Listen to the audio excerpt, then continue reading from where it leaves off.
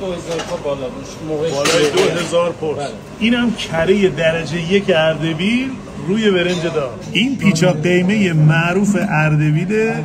اینم از زرده تخم مرغ. کره که جای خود داره ولی از آب کباب واقعا نمیشه گذشت. بعد چند سال خدمت داره این رستوران؟ 70 سال. 70 سال. کره خور بشه چنجه و جوجه، کره محلی و کنجد. اینم کباب سایز بناب. آقا اینجا سرتو میچرخونی کبابا میره. بس که سرشون شلوغه. کوبیده دوسی. روزانه چند پرس میره اینجا غذا؟ حدودی از 2000 تا بالا باشه. بالای 2000 پرس. برنج زعفرونی. اینم کره درجه 1 اردبیل روی برنج دار.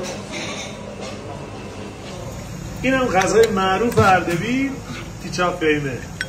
چقدر هم پرگوشته ماشاءالله. پیچاپ قیمه کلا اصلا گوشته. همش گوشته. اینم کوبیده دو سیخ رستوران فرزاد، میاد روی برنج با کره محلی خود اردبیل. کره که جای خود داره ولی از آب کباب واقعا نمیشه گذشت. پیشنهاد خیلی از شماها اومدیم شهر سرین و رستوران فرزاد الحق که رستوران خوبیه. بفرمایید داخل. بفرمایید.